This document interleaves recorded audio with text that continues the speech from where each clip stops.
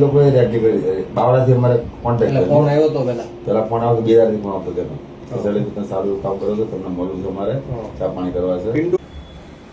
જય જવાન જય કિસાન. દોસ્તો, આજે કેરાળા ગામ મુકામે શૈલેષભાઈ મીરની ખબર અંતર પૂછવા માટે અરજીદાદા કુલદીપસિંહ અને સમગ્ર ટીમ પહોંચી છે.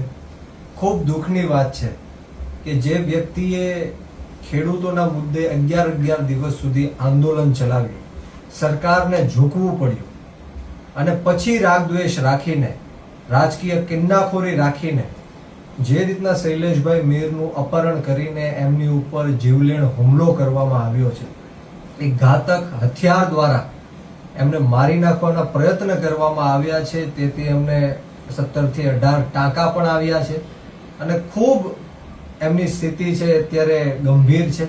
અત્યારે હોસ્પિટલાઇઝ છે.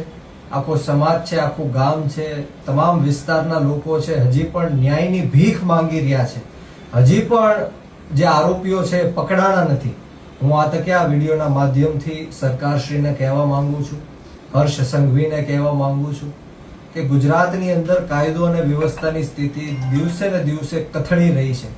યુપી અને બિહાર જેવી સ્થિતિ ગુજરાતની અંદર થઈ રહી છે. ત્યારે આપને હું વિનંતી કરું છું કે તાત્કાલિક ધોરણે જે કોઈ શૈલેષભાઈ મીર ઉપર જીવલેણ હુમલો કર્યો છે એમને તાત્કાલિક ધોરણે પકડવામાં આવે, કાયદેસરની કાર્યવાહી કરવામાં આવે. નહીંતર આવનારા દિવસોમાં હું પણ ગાંધી ચિંધ્યા માર્ગ ઉપર અને જરૂર પડે તો શહીદ આઝમ સરદાર ભગતસિંહના માર્ગ ઉપર આંદોલન કરીશું અને જ્યાં સુધી શૈલેષભાઈ મીરને ન્યાય નહીં મળે ત્યાં સુધી અમે બોલતા રહીશું.